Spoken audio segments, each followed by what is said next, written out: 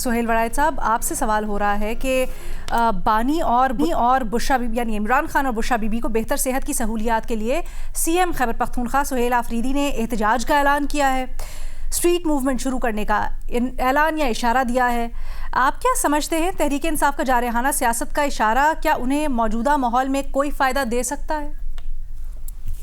بالکل نہیں، میں سمجھتا ہوں کہ اس وقت ماحول ہے ہی نہیں، اور یہ سوائے کے پی کے کہیں اس کا کوئی اثر بھی نظر نہیں آئے گا۔ کے پی میں چونکہ ان کی حکومت ہے تو وہ حکومت کی مدد سے کوئی مظاہرے بھی کر لیں یا کر لیں، لیکن میرا نہیں خیال کہ پنجاب میں حتیٰ کہ اسلام آباد کہیں بھی وہ کوئی شو پٹ اپ نہیں کر سکیں گے۔ اس وقت ماحول ہی دوسرا ہے۔ اس وقت پوری قوم جو مڈل ایسٹ کا تنازعہ ہے اور ایران امریکہ کے ساتھ جنگ ہے، اس میں یا کسی کی اخلاقی ہمدردیاں ہیں، ایموشنل اٹیچمنٹ ہے، اور پھر معاشی طور پر بھی ہم اس سے اٹیچڈ ہیں۔ صرف مذہبی معاشی اور وہ چیز نہیں ہے، ہمارے مستقبل کا بھی انحصار اس کے نتائج پر ہے۔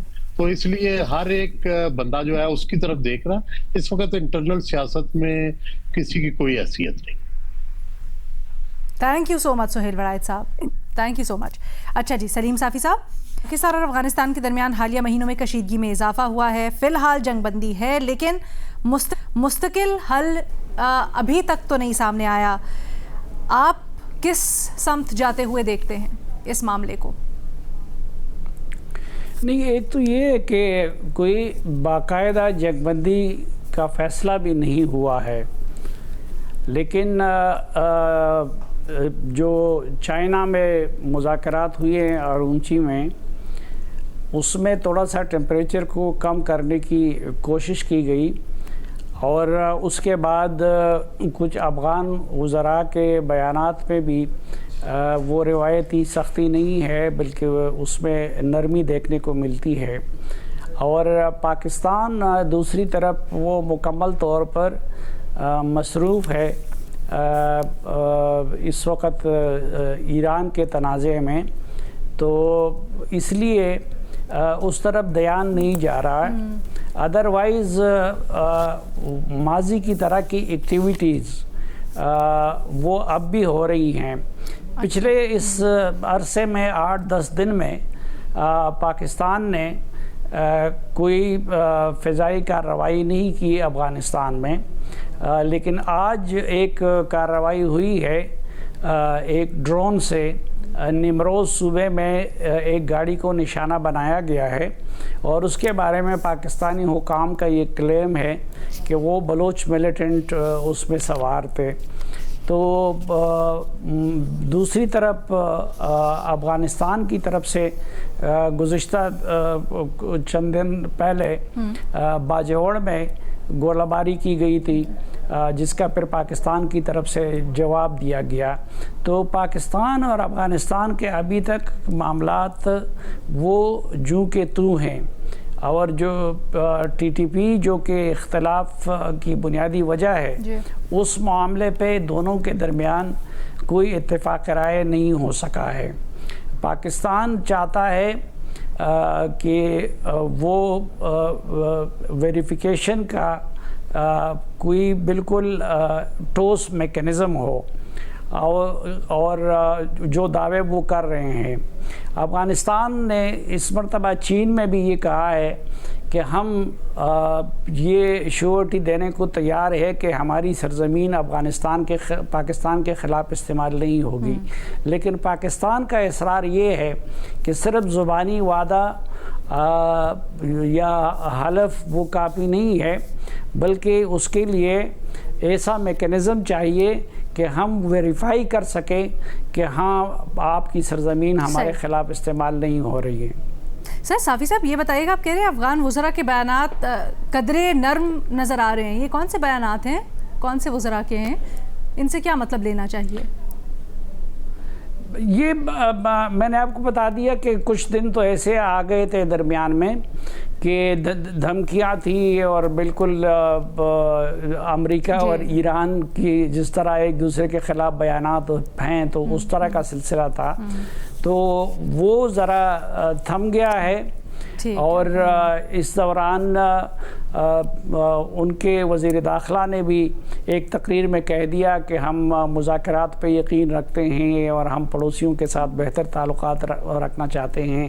پھر ان کے وزیر خارجہ عامر خان متقی انہوں نے بیان دیا تھا کہ ہم مذاکرات کے ذریعے پرامن طریقے سے تمام تصفیہ طلب مسائل حالنا چاہتے ہیں اور یہ انشور کرانا چاہتے ہیں کہ ہماری سرزمین کسی کے خلاف استعمال نہیں ہوگی.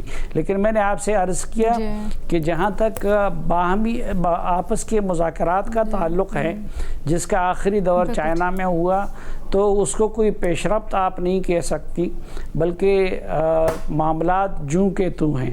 ٹھیک، تھینک یو سو مچ سلیم صافی صاحب. محمل آپ سے بڑا انٹرسٹنگ ایک سوال ہو رہا ہے. گیلپ کا ایک تازہ سروے ہے جس کے مطابق 73% افراد کو اس بات کا ادراک ہے کہ آبادی تیزی سے بڑھ رہی ہے، لیکن اس کے باوجود وہ 2 سے 3 بچوں کی خواہش کا اظہار کرتے ہیں. سوال یہ ہے، ایسے سماجی رویوں میں حقیقی تبدیلی ممکن ہے؟ بٹ آئی تھنک یہ بھی ہائی لائٹ کیجیے گا آپ کے نزدیک یہ جو تضاد ہے سوچ کا اور رائے کا، اس کی وجہ کیا ہے؟ دیکھیے رینا، یہ تو سب کو ہی پتہ ہے کہ پاکستان کے اندر جو ہے وہ پاپولیشن گروتھ کس تیزی سے ہو رہی ہے اور اس کے اوپر بہت بڑی باتیں بھی ہو رہی ہیں. جہاں تک خواہش کا ہے، ظاہری بات ہے آپ لوگوں کی خواہش تو آپ ان کو نہیں اس چیز سے روک سکتے جو چیز کرنے کی ضرورت ہے. دیکھیں علینا، یہ تو ہمارے ہاں سب کو معلوم ہے کہ پاکستان کے جو 4-5 بڑے مسائل ہیں نا، ان میں پاپولیشن گروتھ ایک بہت بڑا مسئلہ ہے. اس کے علاوہ آپ کہہ لیں ہماری اکانومی یعنی اکنامک گروتھ ہے، ٹیررزم ایک بہت بڑا جو ہے وہ مسئلہ ہے، پھر کلائمیٹ چینج ایک آپ کو معلوم ہے کہ بہت ہی بڑا مسئلہ ہے. اس طرح کے مسائل کے اوپر تو بات ہوتی بھی رہتی ہے. اچھا، مسئلہ یہ ہے کہ پاپولیشن گروتھ کے اوپر اس طریقے سے بات بھی نہیں ہوتی.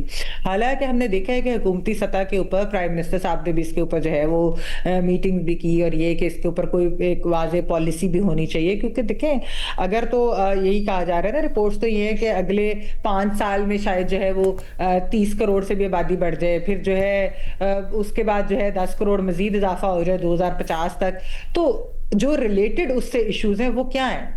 وہ ہے لینا، دیکھیں ایک تو یہ کہ obviously اس سے جابس کی ڈیمانڈ بھی بڑھے گی، سارا کچھ ہوگا، لیکن کیا اتنی جاب کریشن پاکستان کے اندر اتنی چیزیں ہوں گی کہ لوگوں کو نوکریاں مل سکیں؟ آج بھی اگر آپ دیکھیں ایک بڑا مسئلہ ہے نوکریوں کا ایجوکیشن کے باوجود. پھر یہ ہے کہ فوڈ سیکیورٹی، میل نیوٹریشن، یہ بھی ایک بہت بڑا مسئلہ ہے. انفراسٹرکچر کیا اتنا زیادہ پرووائڈ کر سکتی ہے حکومت، اتنا بنا سکتی ہے کہ وہ اس پاپولیشن کو کیٹر کر سکے؟ پھر ہیلتھ کیئر میرے خیال میں بہت ایک اہم مسئلہ ہیلتھ کیئر فیسلٹیز کا ہے کہ کیا وہ پبلک پرائیویٹ دونوں آپ دیکھ لیں، کیا وہ اتنی بڑی پاپولیشن کو جو ہے وہ کیٹر کر سکتے کہ نہیں؟ اچھا، اور obviously بدلتی دنیا کے ساتھ جو وسائل ہیں وہ بھی سکڑ رہے ہیں. ابھی ہم نے پچھلے ہفتے بھی اس کے اوپر بات کی، پہلے بھی ہم نے اس پہ پہلے بھی بات کی تھی کہ دیکھیں جو اہم چیز میرے خیال میں جو بہت اہم ہے اور یہ ایکسپرٹس بھی اس چیز کے اوپر بات کرتے ہیں، وہ ہے خواتین کے امپاورمنٹ. اور اس سے جو ہے جو آپ نے سوال آپ نے جو شروع میں ایک بات کی نا کہ یہ تضاد کیوں ہے اور یہ جو ہے یہ چینج کیسے ہوگا؟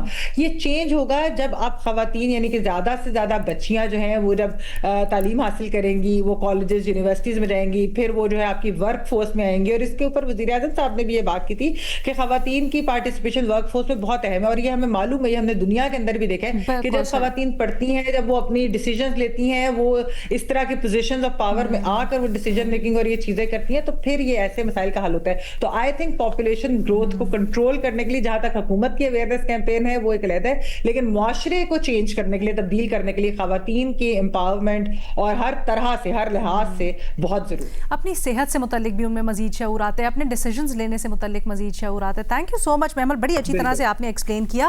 اچھا جی، آگے چلتے ہیں. محمد علی صاحب، بین الاقوامی جریدے نے اپنے ایک آرٹیکل میں دعویٰ کیا ہے کہ پاکستان سے بہترین تعلقات کے بعد امریکہ کے لیے بھارت پر اعتماد کرنا مشکل ہو گیا ہے. آپ اس کا انالیسس کیسے کریں گے سر؟ میں اس سے متفق ہوں. میں سمجھتا ہوں کہ کوئی ایک نہیں بلکہ کئی وجوہات ہیں پچھلے ایک سال میں جس کی وجہ سے جو بھارتی سوچ اور مزاج ہے اس کو امریکی قیادت نے زیادہ بہتر انداز میں سمجھا ہے. ان سے خوش فہمیاں تھیں اور محیط کے جناب وہ چین کو کنٹین کرنے میں ایک عالمی سطح پہ ایک امریکی ہراول دستہ ثابت ہوں گے, ایک پیوٹ ہوگا ان کی انڈو پیسفک اسٹریٹجی کا. وہ غلط فہمی اور خوش فہمی امریکہ کی دور ہوئی ہے. اس میں ایک بہت بڑی وجہ پاکستان کی جو بہت ہی مؤثر جوابی کارروائی تھی بھارتی جارحیت کے خلاف بنیاد المرصوص کی شکل میں, جب انہوں نے دیکھا یہ تو پاکستان کی 4-5 گھنٹے کی جوابی کارروائی کے متحمل نہیں ہو سکتے تو یہ چین کو کیا کنٹین کریں گے. دوسری بات پھر آپ نے دیکھا کہ امریکی توقع اور دباؤ کے باوجود انہوں نے بڑے پیمانے پہ روس سے تیل بھی لیا اور بدستور ان کے ایٹمی پروگرام کا سار روسی ٹیکنالوجی جدید ترین بحری بری اور فضائی افواج کا انحصار ڈسپروپورشنیٹلی روس کے اوپر ہے. جبکہ میں ذاتی طور پہ جانتا ہوں کہ امریکہ نے بڑے گڈ ول کے تحت اعتماد سے ان کو Indo U S nuclear deal offer کی تھی, لیکن آج تک انڈیا میں ایک بھی امریکی ساختہ ریئیکٹر نہیں لگا ہے. اچھا, پھر آپ نے دیکھا کہ ٹرمپ صاحب چونکہ خود بھی ایک بزنس مین ہے تو ان کا بڑا منفی تجربہ رہا ہے امریکہ بھارت کے ساتھ کہ ان کو مارکیٹ ایکسس فیئر اور ٹرانسپیرنٹ امریکی کمپنیوں کو نہیں دے رہے ہیں. اور چونکہ بھارت جو ہے اپنی انڈسٹری اور تاجروں اور کاشتکاروں کو جتنی زیادہ پروٹیکشن دیتا ہے اس کو بھی امریکہ ایک غیر منصفانہ پالیسی سمجھتا ہے. اور پھر آپ نے دیکھا کہ جو دیگر جو معاملات ہیں اس میں بھی وہ اتنی شد و مت سے یوکرین وار میں بھی وہ نیوٹرل رہے. تو ان تمام حقائق کی بنیاد پہ میں سمجھتا ہوں امریکہ نے اب زیادہ حقیقت پسندانہ انداز میں بھارت کو سمجھا ہے اور اس کے حوالے سے توقعات اب انہوں نے کافی کم کر دی ہیں. بہت شکریہ سید محمد علی صاحب.